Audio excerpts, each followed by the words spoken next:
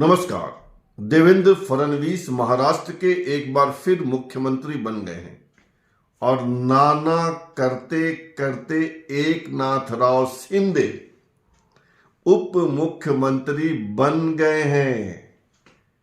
11-12 दिनों तक उन्होंने खूब पैतरा दिखाया, तमाम तरह के नाटक किए, लेकिन अंततः झुकना पड़ा उनको बीजेपी के सामने और एकनाथ राव शिंदे महाराष्ट्र के डिप्टी सीएम यानी डीसीएम बन गए हैं।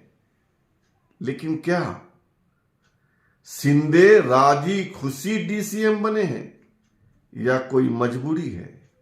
तो आप जान लीजिए कि राजी खुशी नहीं है और ऐसा भी नहीं है कि होम मिनिस्ट्री की मांग, विधानसभा के अध्यक्ष की मांग मान ली गई है, ऐसा भी नहीं है।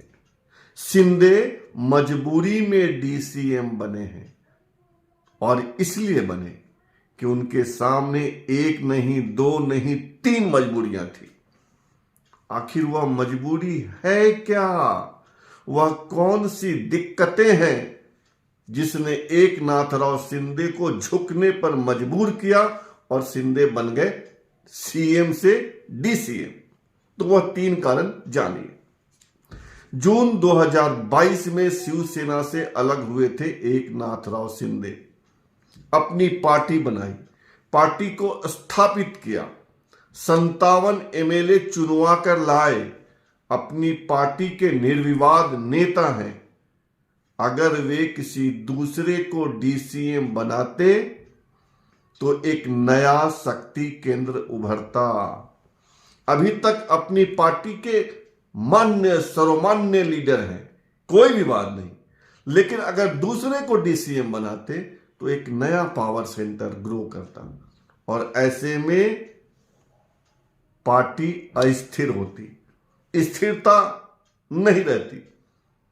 नेतृत्व यानी शिंदे की लीडरशिप भी अस्थिर होती। तो अपनी लीडरी बचाए रखने के लिए शिंदे को झुकना पड़ा।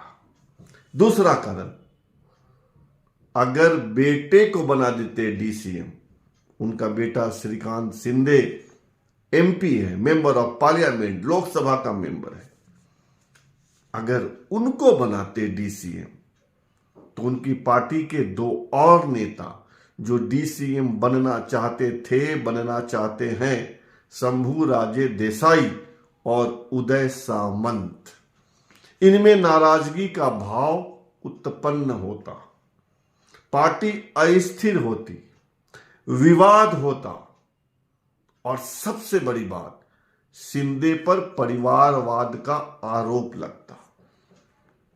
तो खुद बन गए डीसीएम और सारे विवादों को खत्म कर दिया। और तीसरी बात, 2.5 साल के मुख्यमंत्री के कार्यकाल में शिंदे ने तालमेल बनाकर रखा, अजीत पवार से भी, देवेंद्र फडणवीस से ने, और उनको केंद्र का भी सहयोग मिला।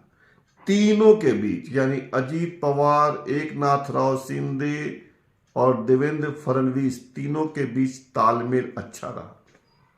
अगर खुद नहीं आते, डीसीएम नहीं बनते, किसी दूसरे के नेता को बनाते, किसी दूसरे नेता को बनाते, तो क्या पता तालमेल बन पाता या नहीं बन पाता। और अगर तालमेल नहीं बनता तो उसका असर सरकार के कामकाज पर होता, मंत्रियों के कामकाज पर होता, और निकट में है मुंबई महानगर पालिका का चुनाव, वह भी दिक्कत में आता। तो सब कुछ तालमेल के अनुसार चले, समन्वय के अनुसार चले। उनको समझाया गया कि आप ही बनो डीसीएम। वो यही 3 कारण है।